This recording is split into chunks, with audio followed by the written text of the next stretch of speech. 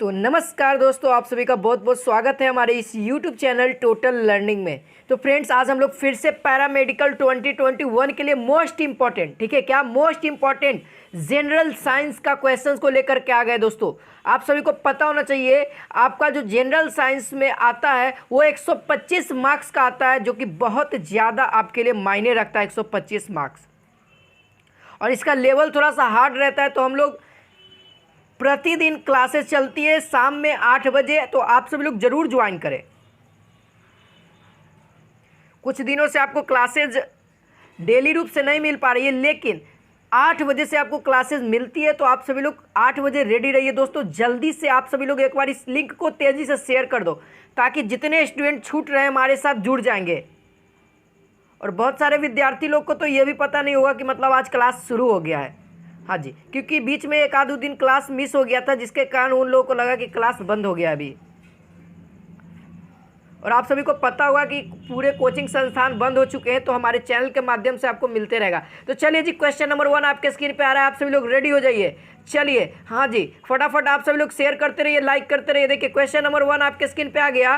कहता है भोजन का, ठीक है, भोजन का ऊर्जा में परिवर्तन कोशिका के किस भाग में होता है? ठीक है, ऑप्शन नंबर ए केंद्रक, option B chloroplast, option number C ribosome, option number D mitochondria. कौन सा भाग में दोस्तों, कोशिका के कौन सा भाग में भोजन जो है ऊर्जा में कन्वर्ट होता है? चलिए फटाफट आप सभी लोग आंसर करने के लिए रेडी हो जाइए।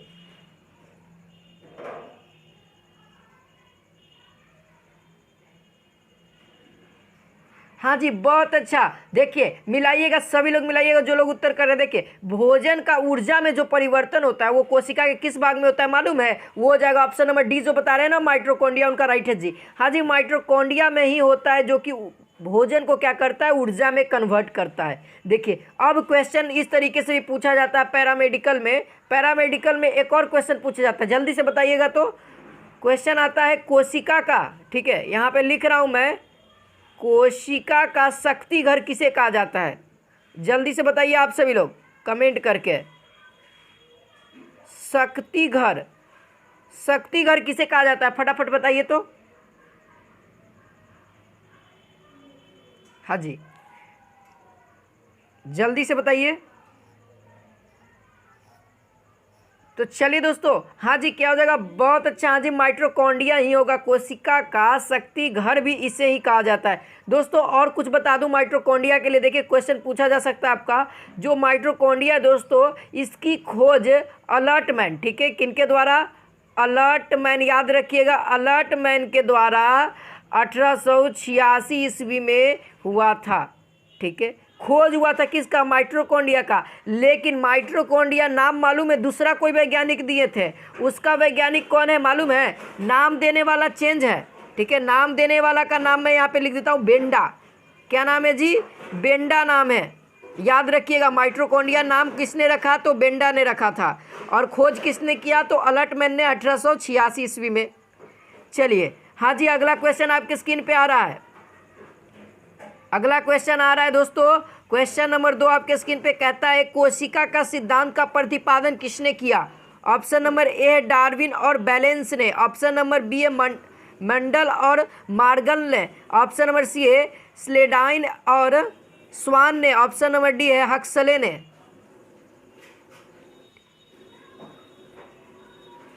क्या होगा राइट आंसर? फटाफट बताइए तो जल्दी से आप सभी लोग। बहुत ही जबरदस्त क्वेश्चन का सीरीज चल रहा है दोस्तों, तो जल्दी से आप सब लोग इस वीडियो को शेयर करिए। हाँ जी, और अंत तक बने रहना, बहुत सारा एमसीक्यू करने वाले और साथ में एक्स्ट्रा नॉलेज भी लेते चलेंगे। तो चलिए जी, इसका आंसर मिलाइएगा आप सभी लोग। कोशिका सिद्धांत का प्रतिपादन किसने किया था? तो मालूम है, वो किए थे स्लाइडेन और स्वान ने। ठीक है, स्लाइडेन और स्वान ने, यानी कि ऑप्शन नंबर सी जो बता रहे हैं जी, उनका राइट है। ठीक है, ये राइट है। और ये कब से कब में हुआ था? तो 1838 से 1839 के बीच हुआ था। मालूम है, सिद्धांत तो दिया था, लेकिन कुछ मुख्य रूप से 3 सिद्धांत है। उन 3 सिद्धांत को जान लो। जो पहला सिद्धांत यहाँ पे कहता है, पहला सिद्धांत है कि प्रत्येक जीव की उत्पत्ति एक कोशिका का बना होता है। ठीक है, यानी कहने का मतलब है कि किसी भी जीव की बात करें वो कोशिका से ही निर्मित है। अब चलिए, जो दूसरा नियम है, जो दूसरा है, वो कहता है प्रत्येक जीव का शरीर, ठीक है। प्रत्येक जीव का शरीर एक या अनेक कोशिकाओं से बना होता है। एक कोशिका से जैसे अमीबा, अनेक कोशिका से जैसे हम लोग मनुष्य, जीव जंतु, ठीक है। और जो तीसरा यहाँ पे आता है, ठीक है, जो तीसरा सिद्धांत है वो है कोशिका का निर्माण जिस क्रिया से होता है उसमें केंद्रक मुख्य अभिकर्ता होता है। यानी कि कोशिका का जिस भी क्रिया से निर्माण हो, लेकिन उसमें जो न्यूक्लियस होगा, केंद्रक होगा, वो बहुत ही अहम भूमिका निभाएगा। ये 3 सिद्धांत था जो कि स्लाइडेन और स्वान के द्वारा दिया गया था, ठीक है। चलिए जी, क्वेश्चन नंबर 3 आपके स्क्रीन पे आ गया। कहता है हरगोविंद खुराना को किस खोज के लिए नोबेल पुरस्कार मिला? हरगोविंद खुराना को किस खोज के लिए नोबेल पुरस्कार मिला? फटाफट आप सब लोग आंसर बताइए। चलिए, ऑप्शन नंबर ए अनुवांशिक कोड, ऑप्शन नंबर बी है हार्मोन, ऑप्शन नंबर सी है इम्यूनोलॉजी, ऑप्शन नंबर डी है जीन संश्लेषण। किसके लिए मिला था?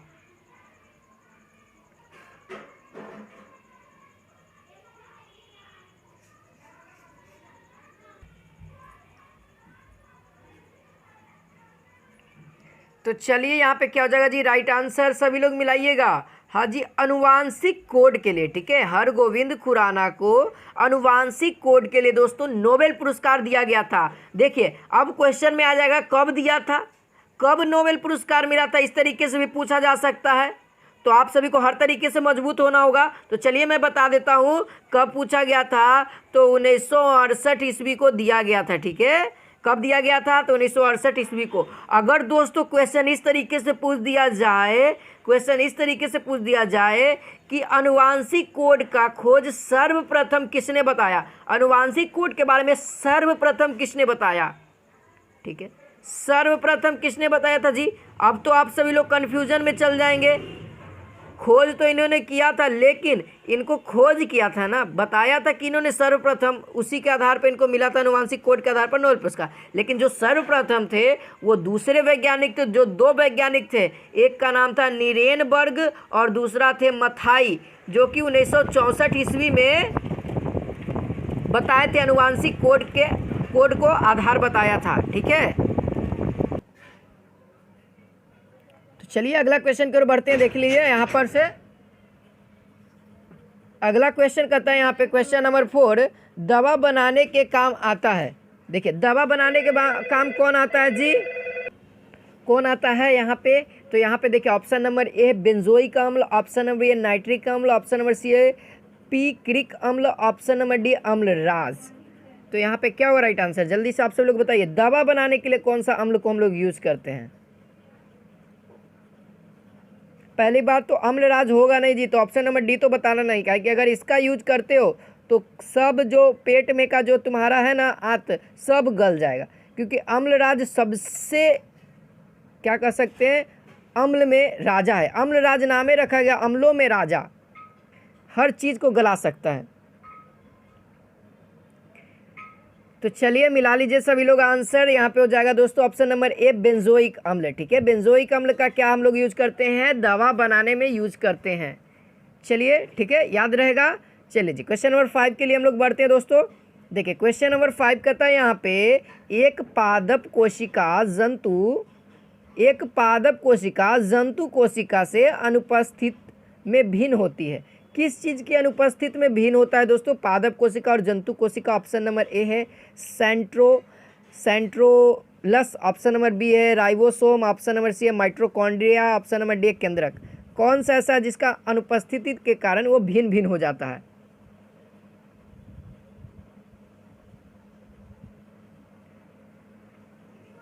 हाँ जी, चलिए मिलाइएगा। यहाँ पे क्या होगा दोस्तों, अनुपस्थिति, किसके अनुपस्थिति के कारण? तो वो होता है ऑप्शन नंबर ए जो बता रहे हैं सेंट्रोलियस, ठीक है। सेंट्रोलियस यहाँ पे राइट आंसर हो जाएगा, ठीक है। याद रखिएगा क्या, ऑप्शन नंबर ए सेंट्रोलियस।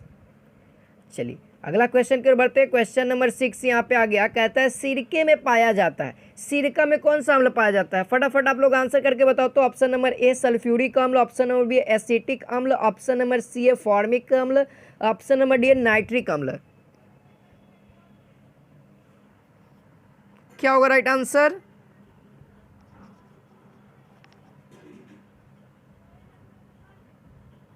हाँ जी, बहुत अच्छा, बहुत अच्छा जी। ऑप्शन नंबर 20 का राइट हो जाएगा एसिटिक अम्ल। ठीक है, यहाँ पे सिरिका में कौन सा अम्ल पाया जाता है दोस्तों? एसिटिक अम्ल। यही आपका क्वेश्चन में पूछ देता है नींबू में कौन सा अम्ल पाया जाता है। चलिए आप सभी लोग बताइए तो नींबू में कौन सा अम्ल है?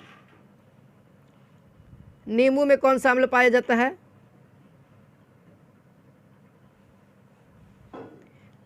तो चलिए देखिए, हाँ जी, देखिए यहाँ पे क्या हो जाएगा, सभी लोग जान लीजिए क्या हो जाएगा, सिट्रिक अम्ल। ठीक है, कौन सा अम्ल पाया जाता है? तो सिट्रिक अम्ल पाया जाता है नींबू में।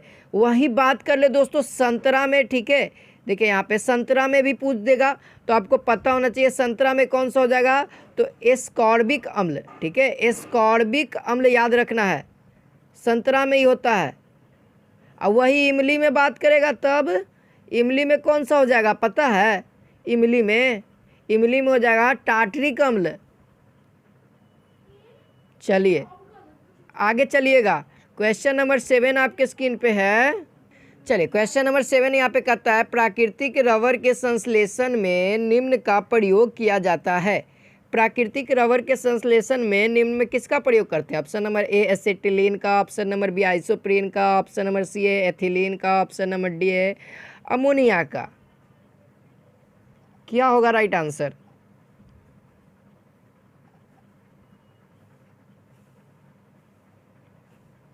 तो चलिए दोस्तों क्या हो जाएगा जी? हाँ जी, ऑप्शन नंबर 20 का राइट हो जाएगा। बहुत अच्छा। ठीक है, आइसोप्रीन। और यही क्वेश्चन कुछ दूसरे ढंग से भी पूछ सकता है दोस्तों, जैसे कहेगा क्वेश्चन आपको कि प्राकृतिक रबर का एकलक यानी कि अंग्रेजी में कहें तो मोनोमर क्या होता है, हिंदी में भी आपको लिख देगा कि मोनोमर। ठीक है, क्या हो जाएगा? मोनोमर कौन सा होता है? तो आपको याद रखना है मोनोमर क्या हो जाएगा, एकलक को कहते हैं, और एकलक यानी कि आइसोप्रीन। ठीक है, चलिए अगला क्वेश्चन आपके स्क्रीन पे आगे कहता है खाद्य पदार्थों के संरक्षण में प्रयोग किया जाता है। कौन सा ऐसा अम्ल को दोस्तों हम लोग खाद्य पदार्थ को सुरक्षित रखने के लिए करते हैं? ऑप्शन नंबर ए है नाइट्रिक अम्ल, ऑप्शन नंबर बी है हाइड्रोक्लोरिक अम्ल, ऑप्शन नंबर सी है फिनॉल, ऑप्शन नंबर डी है बेंजोइक अम्ल।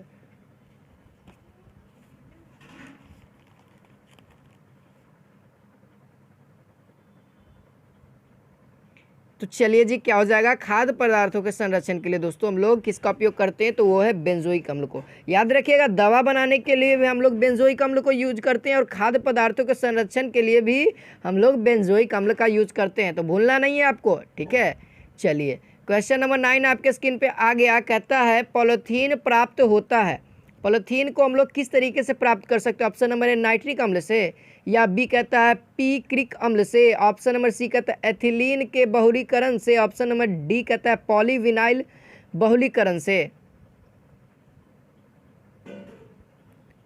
किससे हम लोग दोस्तों पॉलीथीन का प्राप्त कर सकते? पॉलीथीन मतलब वही जो आप लोग सामान में यूज करते हैं ना, प्लास्टिक वाला थैला जिसमें सब्जी उब्जी जाता है, वही वाला।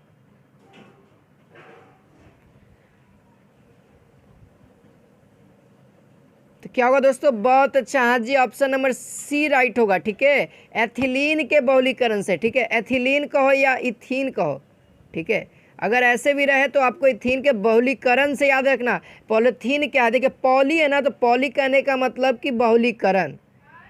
इथीन देखिए यहाँ पे, देखिए कॉन्सेप्ट वाली बात है। देखिए पॉलीथीन यहाँ पे दिख रहा है ना, तो पॉली तो मतलब हो गया बहुलीकरण करने से, और इथीन यानी कि लास्ट में इथीन दिख रहा है ना, तो इथीन का क्या है यहाँ पे, इसका बहुलीकरण कर दोगे तो क्या बन जाएगा? पॉलीथीन बन जाएगा। यानी कहने का मतलब इथीन को यदि हम लोग बहुलीकरण करते हैं तो पॉलीथीन प्राप्त होता है।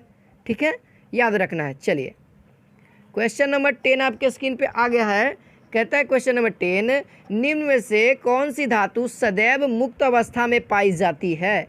ऑप्शन नंबर ए सोना, ऑप्शन नंबर बी है यूरेनियम, ऑप्शन नंबर सी है पारा, ऑप्शन नंबर डी है नियोन।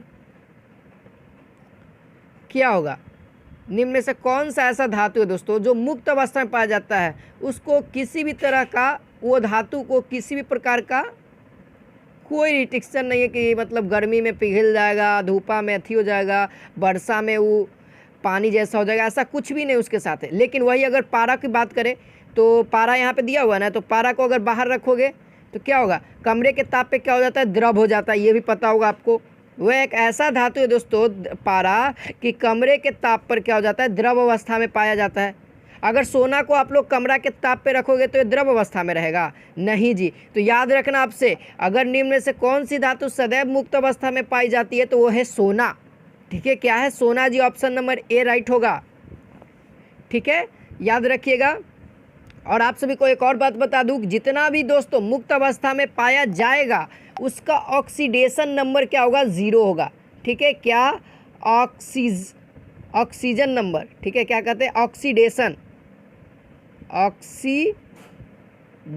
नंबर। ठीक है, ऑक्सीडेशन नंबर याद रखिए क्या होगा? 0 हो जाएगा। ऑक्सीकरण संख्या जिसको हिंदी में कहते हैं। चलिए क्वेश्चन नंबर 11 आपके स्क्रीन पे आ गया। कहता है स्टार्च को माल्टोस में परिवर्तित करने वाला एंजाइम कौन सा है? यानी स्टार्च को माल्टोस में परिवर्तित कर रहे हैं तो कौन सा एंजाइम वर्क कर रहा है दोस्तों? ऑप्शन नंबर ए है इनवर्टेज, ऑप्शन नंबर बी है एंजाइमेस, ऑप्शन नंबर सी है डायस्टेज, ऑप्शन नंबर डी है माल्टोस।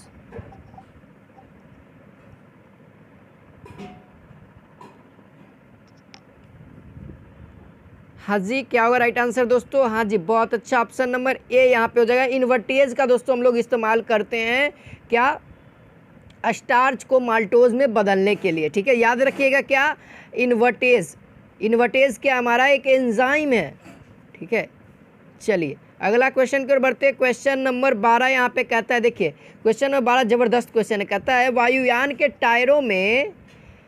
टायरों में भरने के लिए निम्न में से गैस का उपयोग किया जाता है। जानते हैं ना, हवाई जहाज़ जो होता है, हवाई जहाज़ यहाँ पर से ऐसे, ठीक है, थोड़ा सा चित्र मेरा गड़बड़ है। तो इसका जो चक्का होता है दोस्तों, इसमें जो चक्का लगा होता है, ये इस चक्का में कौन सा हवा भरा होता है? हम लोग का जो बाइक होता है उसमें तो कोई भी गैस चल जाता है, हाइड्रोजन वगैरह।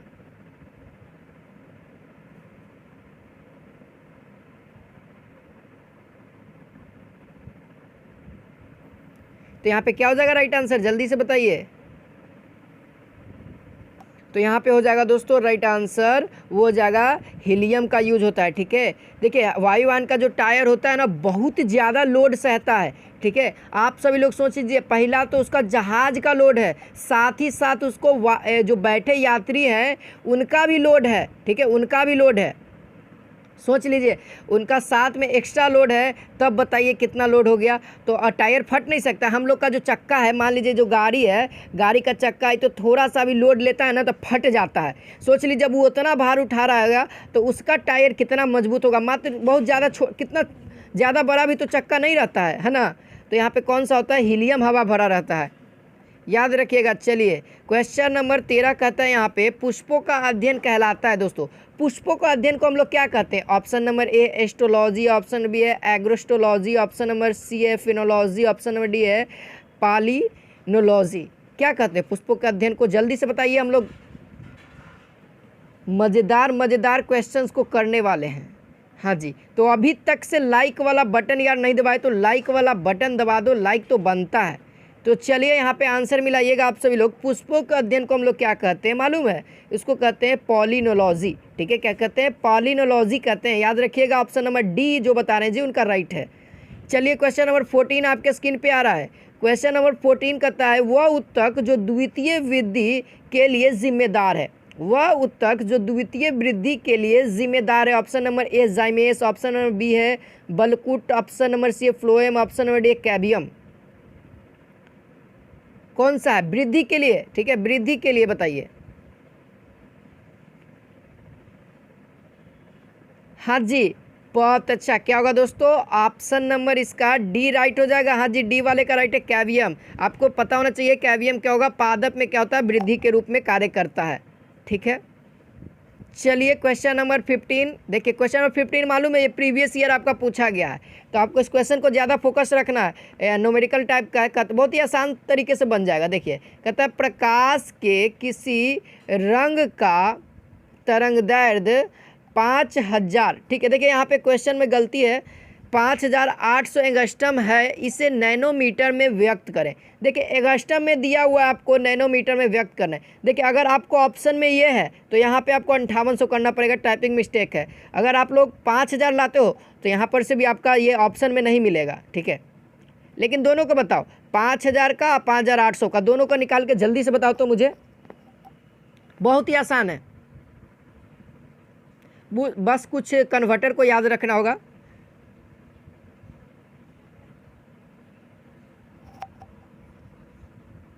चलिए मैं बताता हूँ, चलिए आप सब लोग देखिए, बनाते रहिए, आंसर करते रहिएगा। 5000 का मैं बताता हूँ। यहाँ पे देखिए, पहले तो आपको याद रखना होगा एक अंगस्ट्रम बराबर कितना मीटर होता है, मालूम है? 10 के पावर -10 मीटर होता है, ये याद होगा।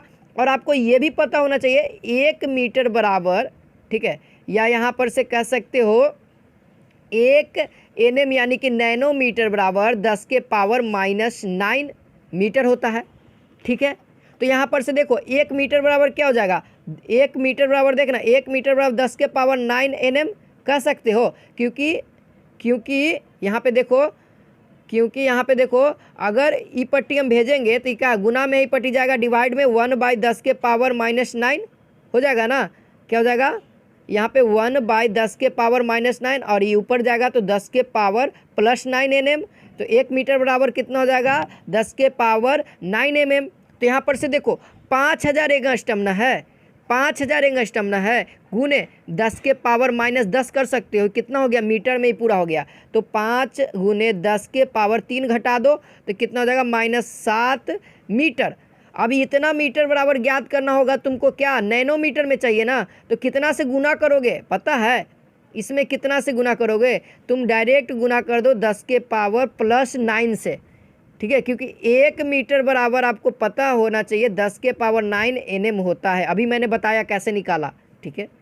तो यहाँ पर से क्या हो जाएगा, ये वाला क्या हो जाएगा, घट जाएगा। तो यहाँ पे कितना, 5 गुने 10 के पावर 2 nm। तो यहाँ पर से बोल सकते हो 500 nm, 500 nm। तो ये 5000 के लिए अगर ऑप्शन में लाना चाहते हो तो यहाँ पे 5800 का भी निकाल सकते हो। तो आप लोग आंसर निकालो, तो जल्दी से निकालो। तो क्या होगा मैं देख लेता हूँ अभी,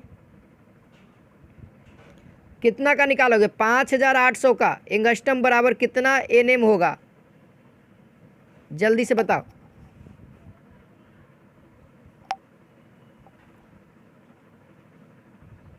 हाँ जी, देख लो, सभी लोग मिला लो, बनाते रहना। यहाँ पे क्या हो जाएगा, ऑप्शन नंबर डी 580 हो जाएगा, 580 nm हो जाएगा। सेम वही प्रोसेस है, पहले एंगस्ट्रम को मीटर में बदलो और मीटर को फिर nm में बदल देना, आंसर आ जाएगा, ठीक है। तो दोस्तों आई होप आप सभी लोगों को क्लास में मज़ा आया होगा। तो चलिए मिलते हैं नेक्स्ट क्लास में और नेक्स्ट इंपॉर्टेंट क्वेश्चन के साथ। तो जय हिंद, जय भारत।